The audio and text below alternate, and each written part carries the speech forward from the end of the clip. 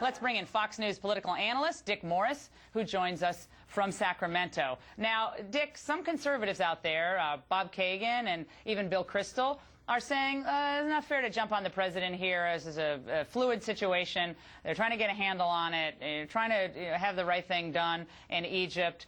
So just hold off on criticizing. What do you say? Well, if you hold off on criticizing, you could find yourself with a second Iran. You know, Colin Powell said it best about Iraq. He said, if you break it, you own it. And clearly, President Obama, whether it's because of his words about radical Islam, his failure to really condemn it, his failure to name terrorism as Islamic terrorism, and his appeasement, and very possibly his outright efforts to encourage people to destabilize the Mubarak regime, broke Egypt, and he now owns it. And if that government falls, and if it is replaced by a Muslim Brotherhood organization, which is closely linked with Hamas, the question that's going to haunt American politics in 2010 will be just like 52. In 1952, the question was who lost China. Now it's going to be who lost Egypt. I think the question is what next, right? I mean, people want reform. They want him out.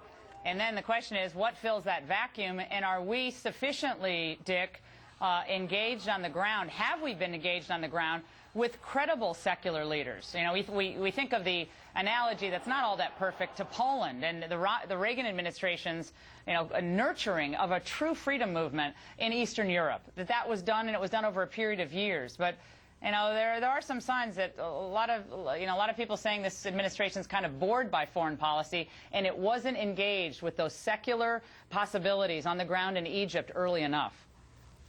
I think it's an illusion to say that there is a secular, liberal, democratic faction that can be dominant in Egypt. I think that's a mirage and a camouflage being used, a front man being used by the Muslim Brotherhood so that they can take power and essentially create an Egyptian-Iranian alliance that will control 45% of the population of North Africa and the Middle East in those two countries.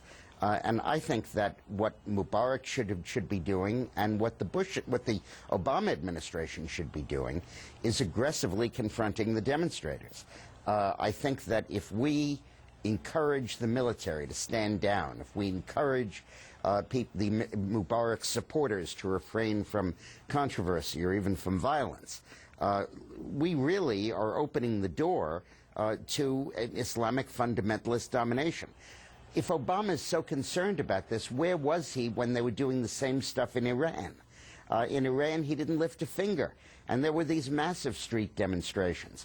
What, does he only oppose America's allies and not our enemies? Well, it seems like they are pretty good at giving hell to our friends and criticizing them quickly, but the people who actually do not have America's best interests in heart and actually want to destroy and kill our enemies, it's, you know, giving them every benefit of the doubt. And that's where I think this whole thing breaks down. I mean, there's this utopian idea that, oh, this is all going to turn out and people are going to reach their aspirations, right, as President Obama said last night. But look at these pictures that we're seeing. Is this the people reaching their aspirations? Sure. And also, let's remember that we're a dominant influence with the Egyptian military. We give them $1.3 billion of military aid a year. Total budget of Egypt is $46 billion. So a huge portion of the army money comes from us. And when we tell the army, cool it, don't go after them, don't be aggressive, back off, let this happen, we're exercising a dominant influence over what's happening there, which we are going to live to regret.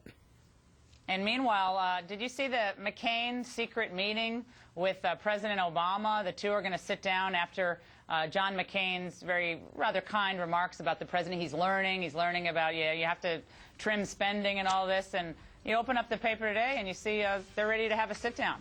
Where's the Maverick? I guess the Maverick's back. That's the answer. Well, yeah, I mean, I would call it a sellout, not a Maverick. But we'll see. Yeah, well, Dick, it's always great to see you. And directly ahead.